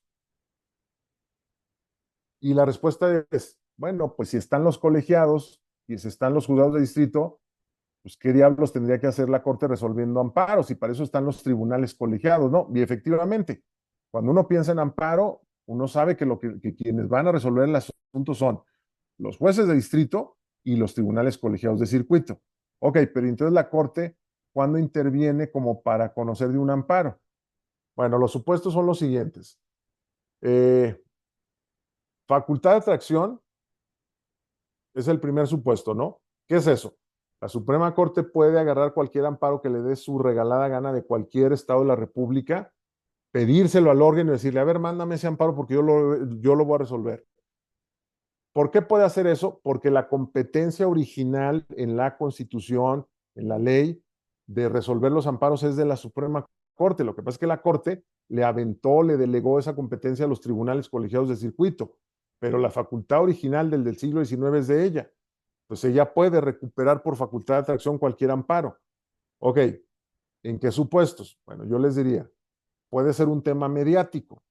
Si hay un caso que está muy sonado en las noticias y que es necesario que la Corte le entre, pues la Corte lo jala y ella lo va a resolver. Puede ser un tema mediático. La otra puede ser un tema de importancia o relevancia, ¿no? En el sistema político mexicano Y entonces también podría ser el caso del por qué la Corte ejerza facultad de atracción. Y la otra, la que es un poco más jurisdiccional o más legítima, cuando no hay un criterio establecido. Pues si hay un criterio definido, la Corte le dice a los colegiados, resuelve, ya te di el criterio, ya te di la jurisprudencia. Si no hay un criterio, entonces es probable que el colegiado le diga a la Corte, resuélvelo, porque no hay criterio. Y son los casos en los que la Corte entra pues a la resolución de amparos. En el caso de los colegiados, pero ¿por qué la Corte entonces pasó de la reiteración a un tema de precedente obligatorio? Bueno, pues fíjense la reflexión. Justamente como la Corte ya no resuelve amparos, lo hace de manera excepcional, entonces eso significa que para juntar 5 casos de amparo se estaba volviendo verdaderamente un tema complejo. O sea, si estoy en el colegiado, como él sí, su tema principal son los amparos, pues él rápido puede juntar 5 amparos en el mismo sentido, ¿no? Pero la Corte no. Como no ve amparos y los ve excepcionalmente, pues hagan de cuenta que entraba un amparo, por ejemplo, se me ocurre ahorita el tema de eh, el uso lúdico de la mota, ¿no? O sea, fumar mota de manera lúdica. Ya ven que la Corte ya se pronunció con jurisprudencia. Bueno, ese es un caso que sirve de ejemplo. O sea, llega un amparo, el primer amparo, si mal no recuerdo, creo que fue haber sido 2012, una cosa así, no me haga mucho caso. El caso es que del primer amparo al último amparo han de haber pasado como 8 años. O sea, hasta pasados 8 años llega el quinto amparo y entonces la Corte ya dice, ah, bueno, ya llegó el quinto, ahora sí voy a hacer jurisprudencia. Yo les diría, pues eso ya no sirve para nada. O sea, la jurisprudencia tiene que ser un mecanismo en el que las personas tengan el criterio a la mano para que nos sirva para resolver desde un principio de generalidad otros asuntos. Yo para qué quiero el criterio después de 9 años. Entonces, como se estaban tardando mucho, la Corte específicamente, no los demás órganos, la Corte, porque ya ve excepcionalmente amparos en generarlos rápido por el tema de los 5, entonces dijeron, no, pues nos estamos tardando mucho, hay que hacer de la justicia algo más eficaz y rápido. Bueno, pues entonces quita el tema de los 5 y establece ahí que basta con un solo amparo con el que la Suprema Corte entonces ya tiene facultades para generar el criterio y es lo que ahorita se conoce como el precedente obligatorio. Y bueno, pues ese es justamente el tema que yo les decía. La jurisprudencia en México es compleja, sí, pero pues es muy original. Es un país que tiene una forma de creación jurisprudencial muy, muy interesante y que da cuenta pues justamente de la tradición que nosotros tenemos, ¿no? Y pues ya, esa era la parte que yo quería platicar más o menos con ustedes. Adelante, ¿no? Estoy a sus órdenes. Muchas gracias, doctor, por toda la ponencia, todos los datos. Les comentamos a todos los participantes que pueden utilizar el uso del chat o incluso si quieren activar su micrófono levantando la mano para cuestiones de preguntas, el doctor va a poder dar respuesta a cada una de ellas. El chat está activado para que puedan realizarlas y de igual manera si quieren hacerla verbal, pueden levantar la mano y se les da el uso de la voz. Vamos a empezar a analizar lo que es el chat y demás para hacer las preguntas. La primera pregunta, doctor, que le harían es si la jurisprudencia podría tener violaciones a derechos humanos. Muy bien, esa es una pregunta sumamente interesante, ¿no? Eh, esa pregunta nos podría llevar a otras preguntas, ¿no? ¿La jurisprudencia puede violar derechos humanos? Yo haría una todavía más compleja, ¿no? ¿La Constitución puede violar derechos humanos? Y en ambos casos ya sabemos cuál es la respuesta. La respuesta es sí. O sea, ¿la jurisprudencia puede violar derechos humanos? Sí, hay varios ejemplos, ¿no? ¿La Constitución puede violar derechos humanos? Sí, también hay varios ejemplos. Ok, ahí está la respuesta. La respuesta está fácil. Bueno, y entonces, ¿qué hacemos, no? En una etapa histórica, 2024, donde los derechos humanos están siendo como prioridad para la construcción del razonamiento argumentativo, si nosotros nos percatamos que la propia jurisprudencia o la Constitución tienen un contenido que está generando un sesgo y violenta los derechos humanos, la lógica nos diría, bueno, pues entonces eso requiere control y de entrada no tendría por qué aplicarse, ¿no? Bueno, pues ahí va justamente la parte interesante. ni en el caso de que la jurisprudencia esté violentando derechos humanos, que puede ser que se dé, ni en el caso de que la Constitución esté violentando derechos humanos, se puede hacer absolutamente nada desde el trabajo jurisdiccional en México, porque hay prohibición a ese aspecto. ¿Dónde está la prohibición que dice que la jurisprudencia no puede ser controlada si viola los derechos humanos? Respuesta, en la jurisprudencia. ¿Sí? Un absurdo. O sea, la misma jurisprudencia de la Corte dice, no puedes ir en contra de una jurisprudencia del Poder Judicial de la Federación. Así la jurisprudencia tenga errores. Y lo mismo dice de la Constitución. No puedes ir en contra de la Constitución, así la Constitución tenga errores. Es lo que se conoce como el llamado, tiene varios nombres, ¿sí? Para que lo tengan ahí claro. Hay tres conceptos que identifican esto. Es lo que se conoce como el control de regularidad constitucional. Cuando ustedes oigan hablar de los tratados, pero checa que no esté contradiciendo la Constitución, ¿eh? Porque si la Constitución dice otra cosa, entonces ya no puedes ir al tratado. Eso se llama control de regularidad constitucional. También se le conoce como interpretación conforme o también se le conoce como bloque de constitucionalidad. Todos esos conceptos hacen alusión a que el sistema mexicano dice, sí puedes ir a los tratados, sí puedes ir a los derechos humanos, pero fíjate que no vayan a estar contradiciendo un tema de la jurisprudencia en México y de la Constitución, porque si es así, entonces ya no puedes ir al tratado, tienes que aplicar o la jurisprudencia mexicana o la Constitución mexicana. Un absurdo, ¿no? Pero esa es la respuesta que el sistema ha generado. Ok, gracias, doctor. La siguiente pregunta creo que va relacionada con esto mismo que acaba de mencionar, porque la interrogante es que si existe algún recurso para poder combatir la jurisprudencia misma, ya que pues, usted menciona exactamente de que Sí, si hay una no, no hay. violación, ¿cómo lo O sea, hacemos? definitivamente no hay. El único recurso tendría que ser, bueno, en estricto apego a un modelo legítimo de derechos humanos, el recurso tendría que ser, por supuesto que no lo es en México, pero tendría que ser argumentar una jurisprudencia de la Corte Interamericana, ¿no? Porque entonces esa tendría mucho más peso. Pero lo cierto es que no funciona así. Es uno de los absurdos del sistema mexicano, ¿no? O sea, si se enfrentan una jurisprudencia de la Corte Interamericana y una jurisprudencia de la Corte de la Suprema Corte Mexicana, ya sabemos cuál es la respuesta. La respuesta es control de regularidad constitucional, bloque de constitucionalidad o interpretación conforme. Es decir, le tienes que dar prioridad a la jurisprudencia mexicana. Entonces, no, no hay manera. La única manera sería que el mismo órgano que lo generó, con una nueva interpretación, como luego lo dicen, generara otro criterio jurisprudencial. Es lo único, pero efectivamente no se puede hacer nada. Es uno de los temas pues raros y complicados del sistema mexicano, ¿no? Ok, doctor. En esa misma línea se menciona entonces qué pasaría si una jurisprudencia como una interpretación contraria a la Constitución, ¿qué pasaría? Si esta jurisprudencia que se emite es contraria a algún rubro que menciona la Constitución. Esa pregunta también está fabulosa, ¿eh? Bueno, les voy a poner mejor un ejemplo. Fíjense. Mm, ya explicamos que con Estados Unidos aparece el control difuso, ¿no? O sea, los norteamericanos desde 1803 con su caso Marbury versus Madison empezaron a darle oportunidad a los jueces de que hicieran control constitucional. ¿En qué consiste el control constitucional? Bueno, si yo soy un juez penal, al momento de dictar mi sentencia, yo tengo que revisar que el código que estoy aplicando para fundamentar la resolución se ajuste a la Constitución. Si no se ajusta, entonces lo hago a un lado. Eso se le conoce como la inaplicación de la ley, ¿no? Entonces, eso lo hacen los Estados Unidos desde 1803. Bueno, ¿cuándo empezó el control difuso en México?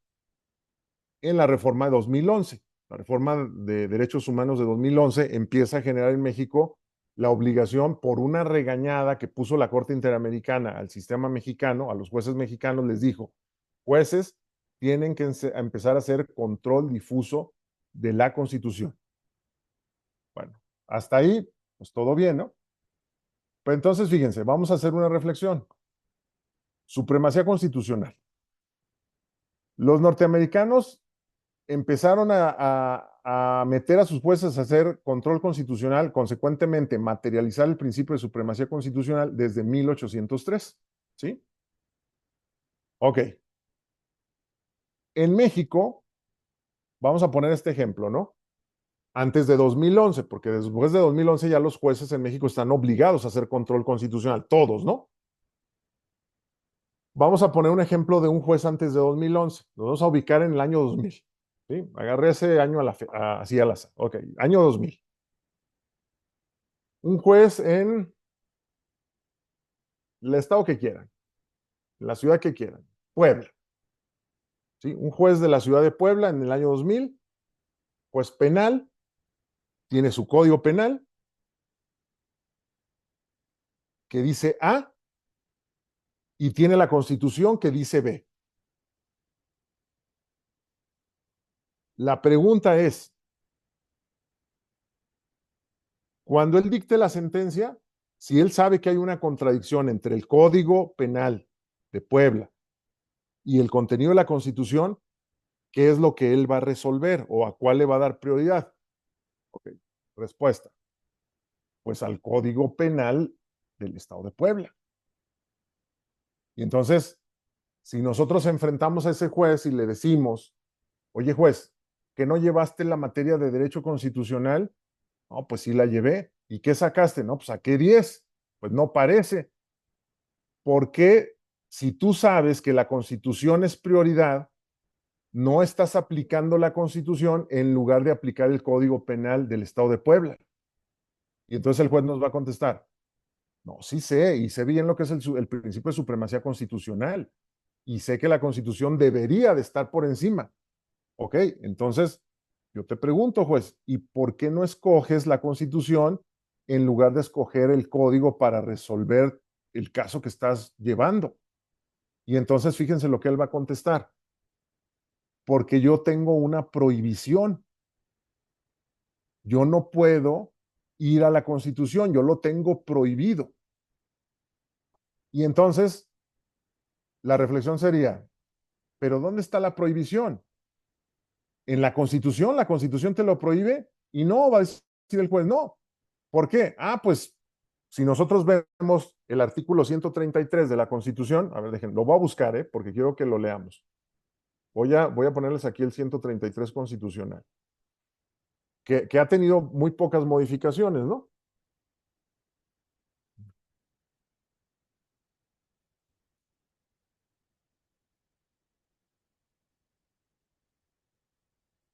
Estoy abriendo, no se desesperen. Pongo y ahorita lo vemos a ver qué dice ese artículo, ¿no? El artículo 133.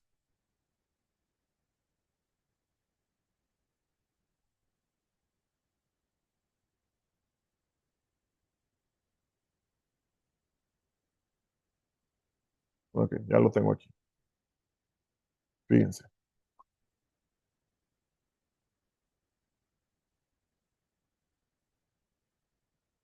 A ver, ahí está. Dice, artículo reformado el 18 de enero de 1934 y luego dice 29 de enero del 2016. Y en realidad la reforma está en la última parte y fue mínima, ¿eh? Si lo quieren después ustedes cotejar o cotejar con el artículo original. A lo que voy es que, en esencia, este artículo dice lo mismo que en el año 2000. Fíjense lo que dice. Esta constitución, las leyes del Congreso de la Unión que emanen de ella y todos los tratados que estén de acuerdo con la misma, celebrados y que se celebren por el presidente de la República con aprobación del Senado, serán ley suprema de toda la Unión. Y luego fíjense lo que dice. Los jueces de cada entidad federativa se arreglarán a dicha constitución, leyes y tratados, a pesar de las disposiciones en contrario que pueda haber en las constituciones o leyes de las entidades federativas. Fíjense lo que está diciendo el 133, que es el 133 del año 2000, que tenía el juez ese de Puebla. Dice, los jueces de cada entidad se arreglarán, o sea, resolverán conforme a la Constitución, leyes y tratados, a pesar de las disposiciones en contrario que puedan contener sus constituciones locales y sus leyes locales. ¿Qué es esto? Control difuso. Aquí está diciendo la misma Constitución que los jueces le tienen que dar prioridad a los tratados, a las leyes y a la Constitución Federal y que tienen que estar por encima de las leyes o los códigos estatales. Fíjense, la misma Constitución lo está diciendo. Ok, y entonces al juez del año 2000 le vamos a sacar este artículo y le diríamos, a ver, juez, pero si la Constitución está diciendo esto, te está dando chance a ti de que tú apliques la Constitución y no tu código. El juez va a decir, bueno, es que yo tengo una prohibición.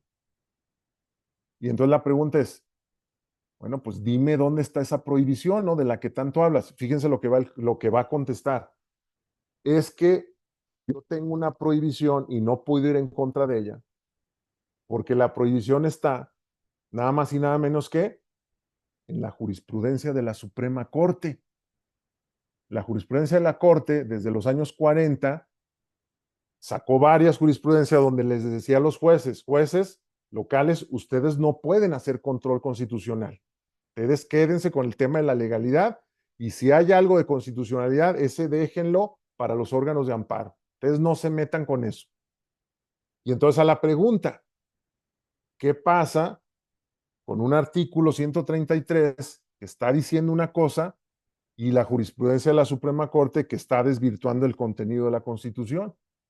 Entonces la pregunta es, ¿y a cuál le hicieron caso los jueces durante muchos años? Porque justamente la reforma que se da en 2011 lleva destinatario, que es la regañada que le hace la Corte Interamericana a México. El destinatario es la Suprema Corte. A la Suprema Corte le está diciendo, Corte, Suprema Corte, permite que los jueces en México hagan control difuso de la constitucionalidad. ¿Qué hizo la Corte?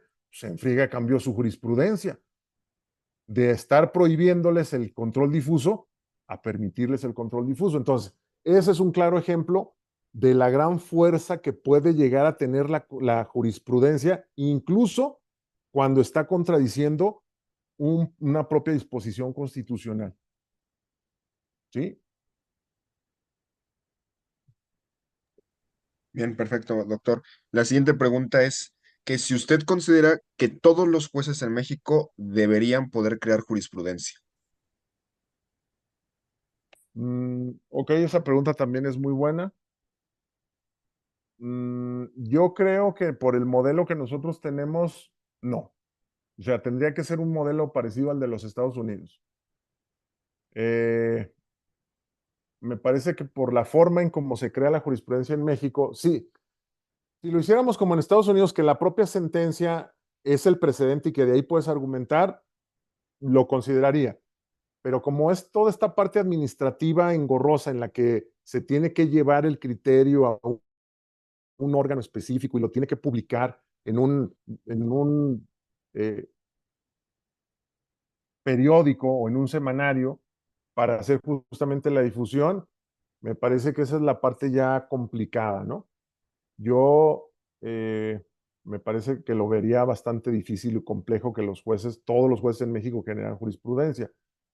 Justamente por ese parámetro en México de que la jurisprudencia tiene que generarse por órganos de alzada y que se tiene que generar no con el contenido de la sentencia, sino que se tiene que redactar un criterio propiamente, yo la verdad lo vería bastante complicado. Tal vez en un estado ideal eso debería de ser, pero, pero el sistema mexicano es muy sui generis, entonces lo veo bastante complicado, ¿no? Ok, doctor, muchas gracias. La siguiente pregunta es, ¿por qué para crear jurisprudencia son 5 casos ininterrumpidos y no 3 o 4 o 2? ¿Por qué son 5 casos ininterrumpidos? Esa es una muy buena pregunta. Yo he estado tratando de encontrar justamente la fórmula, ¿no? Bueno, primero voy a hacer una acotación. Eh, el Tribunal Federal Electoral, o bueno, el Tribunal Electoral del Poder Judicial de la Federación, la Sala Superior, hizo una modificación y sí bajó el tema de la reiteración a 3, ¿no? El Tribunal Electoral del Poder Judicial de la Federación sí genera jurisprudencia con 3 precedentes. Y también el Tribunal Federal de Justicia Administrativa. También el Pleno también genera jurisprudencia por 3 precedentes. ¿Por qué lo hicieron así? Bueno, en la exposición de motivos de cuando hicieron la reforma, pues ellos decían que se estaba tardando mucho, ¿no? Lo mismo que la Corte. No se atrevieron a llegar al precedente pero sí le bajaron dos sentencias y dijeron, bueno, nosotros con tres vamos a formar la reiteración.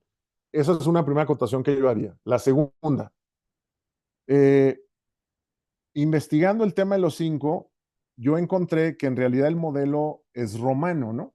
Acuérdense que ese modelo de analizar cinco sentencias y luego construir el principio de generalidad, en realidad es un modelo romano que ni es tan romano, más bien es griego, se conoce como el mores geométricus, porque la geometría en el siglo V con Euclides eh, permitió justamente la creación de los dos primeros modelos o métodos científicos en la historia.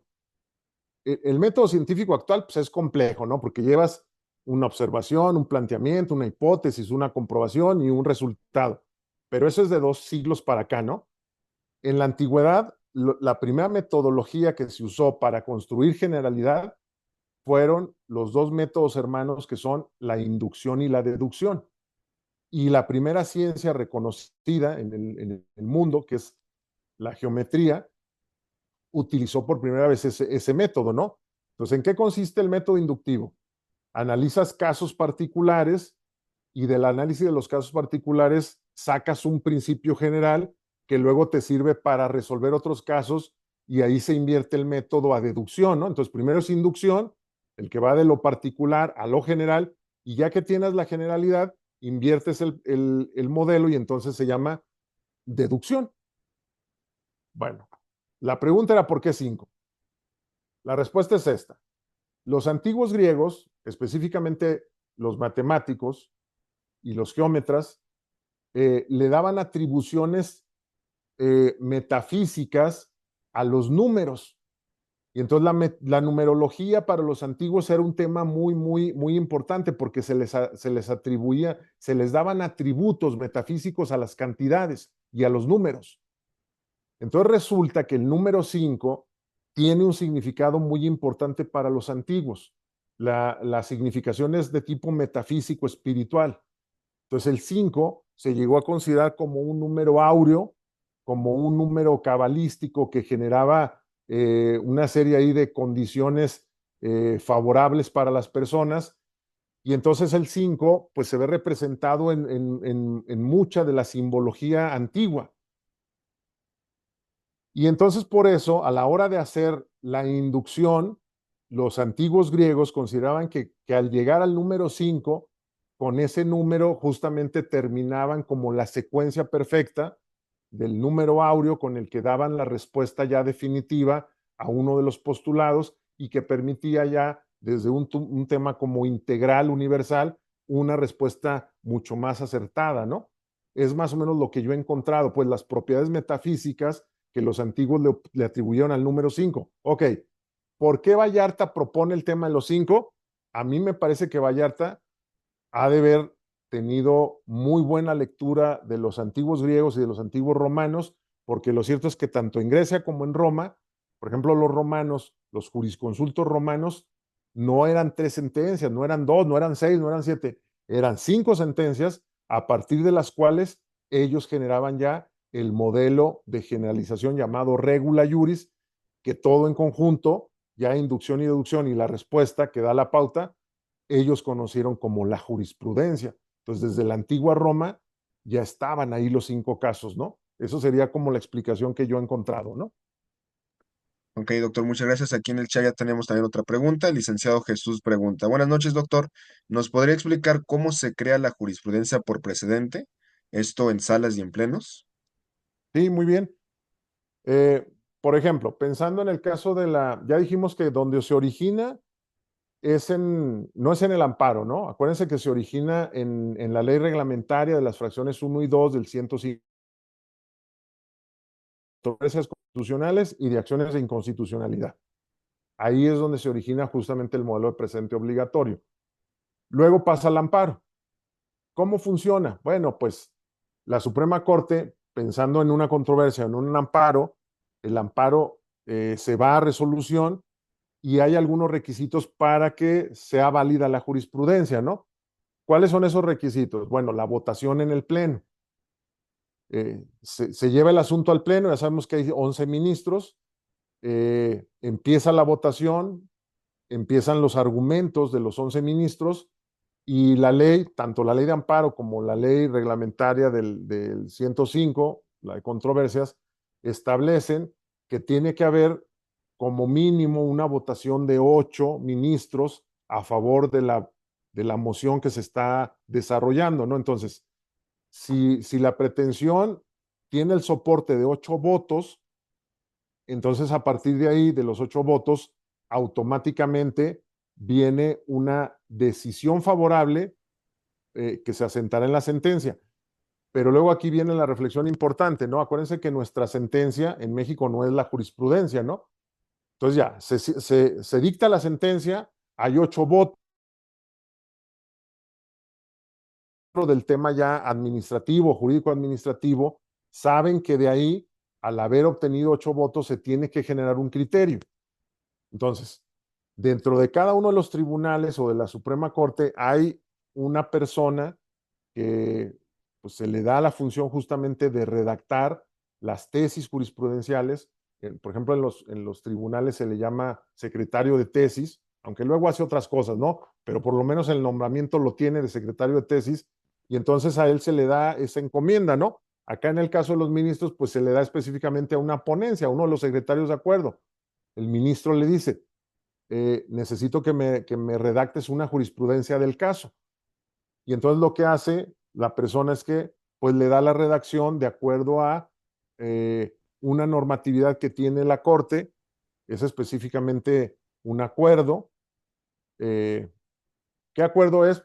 Ahorita, por ejemplo, el acuerdo vigente es el acuerdo con el que se inició la 11ª época. ¿Sí? Si ustedes le ponen ahí acuerdo con el que se inició la 11ª época, se lo ponen en Google, ahí les va a aparecer y ahí vienen los criterios de cómo se crea ya propiamente la jurisprudencia. Y entonces, uno de los secretarios en la ponencia es el que se le da la encomienda de la redacción. Ya sabemos que la jurisprudencia actualmente pues trae un rubro, trae un criterio jurídico propiamente, trae los hechos, a diferencia de las jurisprudencias anteriores a 21, trae el criterio jurídico propiamente y pues básicamente, ¿no? Entonces se redacta, ya que está redactado, se le da un primer visto bueno desde la propia ponencia o el ministro, en este caso los magistrados de un colegiado, y entonces esa redacción se manda a la Dirección General de Compilación y Sistematización de Tesis de la Suprema Corte. En esa área, bueno, pues hay gente que se dedica justamente a la revisión, llega el documento, se revisa que cumpla con los requisitos que vienen en el acuerdo, se le da una nomenclatura, acuérdense que hay una nomenclatura ahí que el acuerdo también maneja, y entonces, pues tienen fechas para la publicación de la jurisprudencia, ¿no? Y entonces, pues ya, sale publicada, ¿no? Puede ser que haya correcciones que se le regresen a la ponencia y que la ponencia pues haga los ajustes y regresará y se tendrá que publicar y más o menos eso sería como el tema del flujo que llevaría un criterio jurisprudencial. Básicamente la parte difícil sería la votación, que tienen que ser 8 ministros, la parte técnica administrativa donde alguien en la ponencia tiene que redactar propiamente la jurisprudencia de acuerdo a los lineamientos. ¿Dónde están los lineamientos? En ese acuerdo que yo les digo, que es con el que se inició la 11ª época, y a partir de ahí, pues ya nada más es entre el juego administrativo de esta coordinación, que es la que hace la publicación y que tiene a su cargo el semanario, pues que se hagan las correcciones respectivas y la tesis saldrá publicada ya y tendrá la validez, ¿no? Para todos. Más o menos eso es como se armaría un tema de presente obligatorio, ¿no? Gracias, doctor. La La siguiente reflexión, pregunta. la reflexión que yo les haría es, sí tengan en cuenta que no es la sentencia, ¿eh? Ni es uno de los considerandos como el ejemplo que vimos de la Corte Interamericana, para que no se vayan a ir con esa finta, ¿no? O sea, no crean que es el considerando la jurisprudencia. En México no vale el considerando solo. En México se tiene que redactar la jurisprudencia y para tener validez tiene que salir publicada como un criterio en el Semanario Judicial de la Federación. Sí, Luis. Ok, gracias, doctor. La siguiente pregunta es del compañero Isaac, que menciona qué grado de eficacia tienen los pronunciamientos constitucionales en jurisdicción ordinaria y especial. Me imagino que se refiere, a ver, otra vez, Luis. Dice, ¿qué grado de eficacia tienen los Ujú. pronunciamientos constitucionales en jurisdicción ordinaria y especial. Me imagino que se refiere a criterios jurisprudenciales o a sentencias. Esa es la parte que no alcanzo a comprender. Ok, ¿Se refiere a sentencias o se refiere a jurisprudencia? a ver si Porque ahorita... hay, Ujú. porque hay jurisprudencia, acuérdense que hay jurisprudencia constitucional y hay jurisprudencia de legalidad, ¿no? También. Ah, ok, la jurisprudencia, no dice Isaac. Bueno, pues la eficacia que puede llegar a tener la jurisprudencia, esa es una pregunta muy buena. Eh,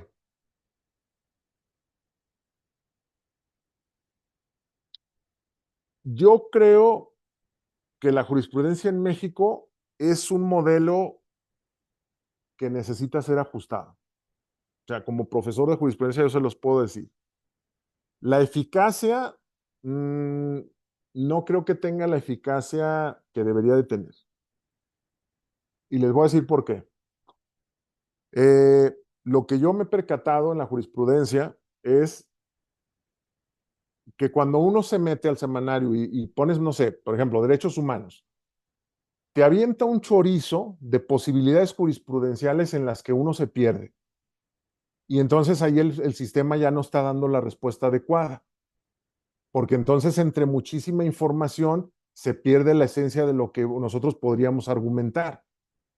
Entonces, si a mí me lo preguntan como profesor de jurisprudencia, yo les podría decir que hubo un momento en el que la jurisprudencia tenía mucha eficacia y más o menos yo podría decir que lo hizo de una manera muy eficaz en el siglo XIX y durante yo creo que más o menos la mitad del siglo XX. Y la razón es la siguiente. La única que emitía jurisprudencia de entrada de la Suprema Corte. Entonces, desde ahí acotabas, ¿no? No cualquier tribunal podía emitir jurisprudencia, de tal manera que no había posibilidad de que se contradijeran, ¿no? Los criterios. Entonces, tenías a la Corte como única. Y luego, pues no había tantas jurisprudencias, ¿no? De tal manera que al ser pocas y estar bien identificadas, el criterio era fácil de tomarse y de argumentarse en un caso. Pero a partir de los 50, donde los colegiados empezaron a generar un cúmulo de jurisprudencia, la jurisprudencia se volvió un mundo de posibilidades infinitas.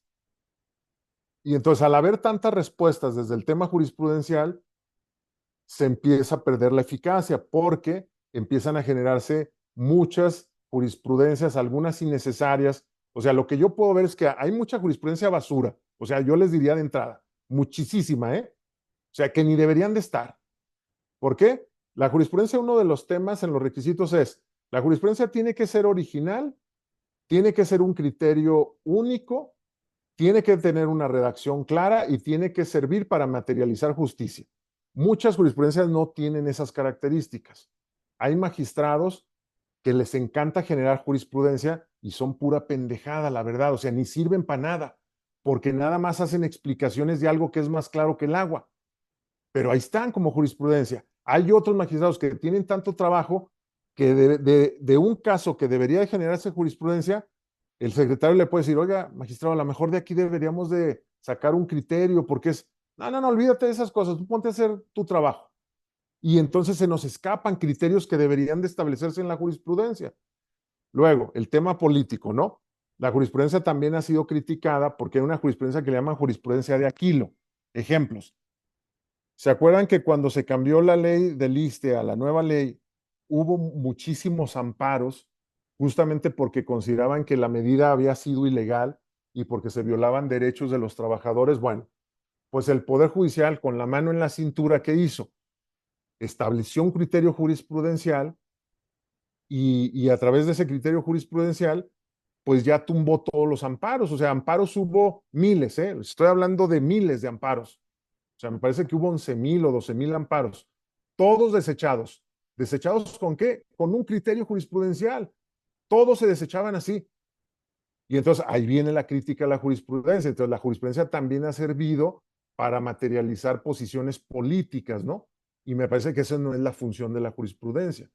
Entonces, sí hay un tema de complejidad en la jurisprudencia. Si a mí me preguntaran, yo creo que la jurisprudencia mexicana sí necesitaría una reforma profunda, de fondo, de gran calado, para desechar y establecer reglas más estrictas, de tal manera que los criterios fueran pocos, pero que verdaderamente los que existieran sirvieran para materializar eficacia y que los jueces verdaderamente se vieran obligados a seguirlos, lo que parece que ahorita es bastante laxo. Sí, esa es la opinión que yo tengo específicamente, ¿no? Por eso la pregunta es muy buena. Ok, doctor, la siguiente es del compañero Aldo, que menciona, ¿la jurisprudencia que se interrumpe por otra jurisprudencia es obligatorio? Es decir, ¿deja de tener efectos obligatorios y podría mantener un carácter orientador?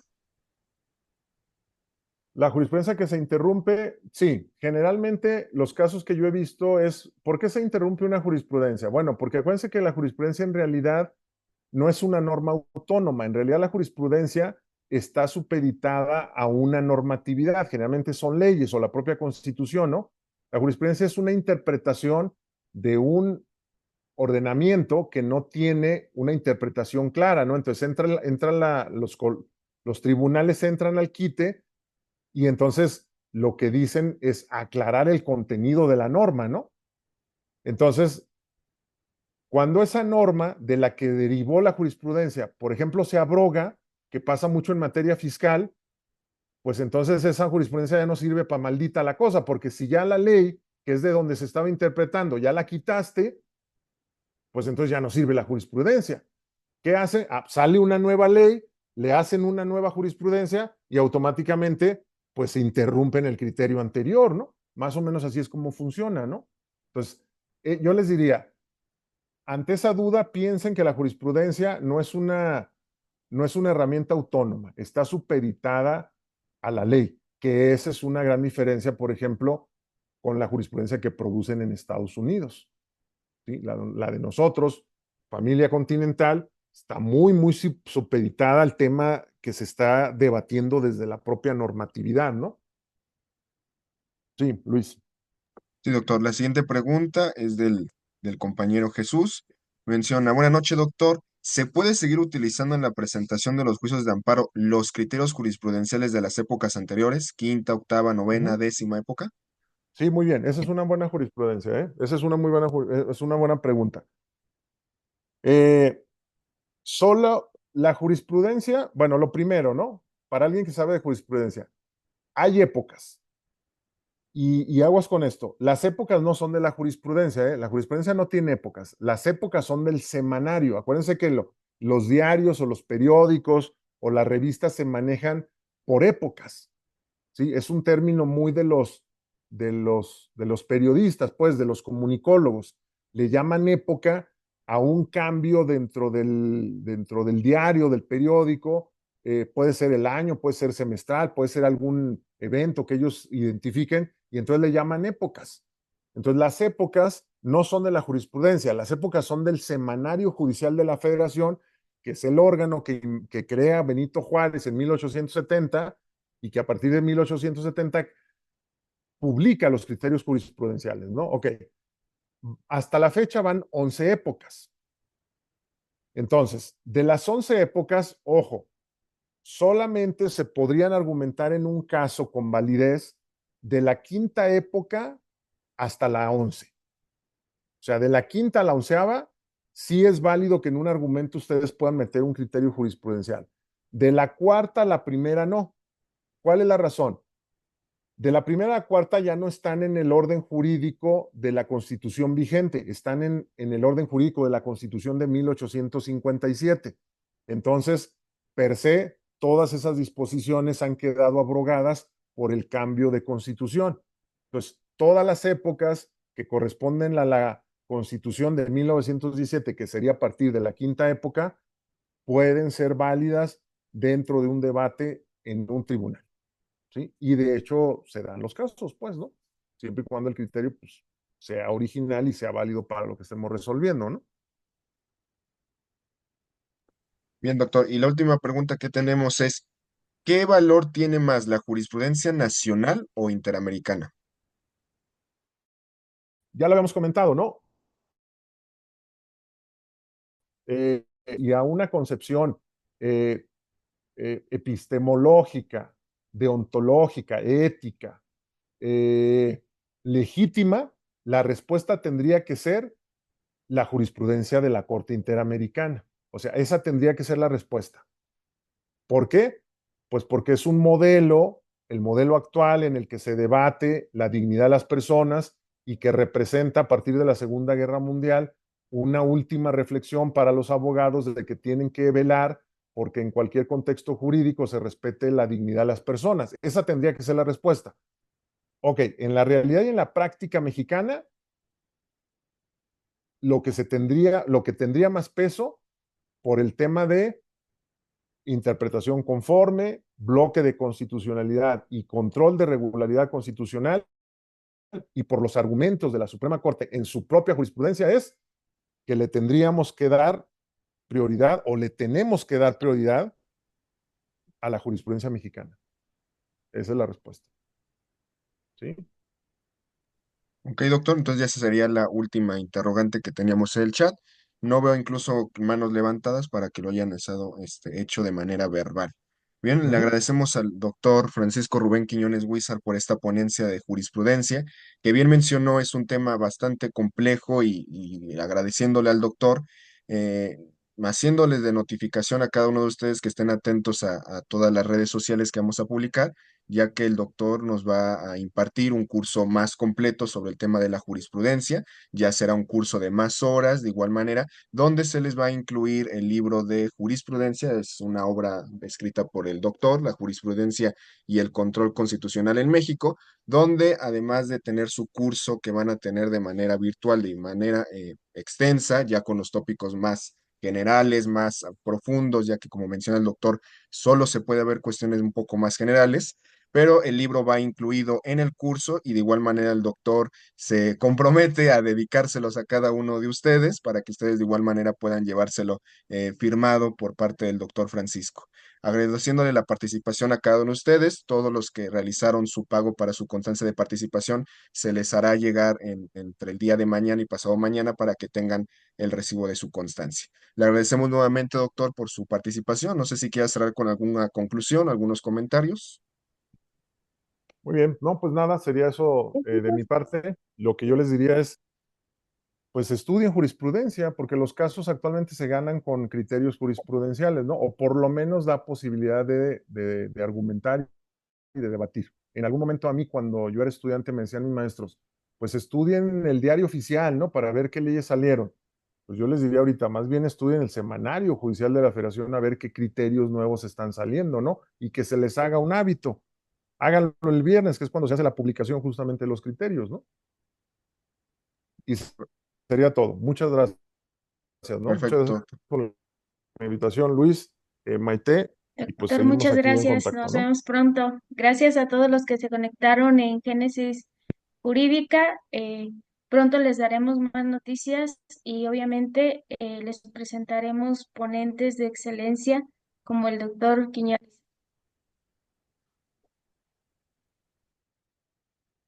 Bien, entonces realmente estén ahí en seguimiento en cuestión del chat, va a estar activo cualquier duda que tengan y se les va a mandar a cada uno su constancia y la divulgación de los siguientes cursos que como mencionamos ya tendremos uno más completo con el doctor Francisco.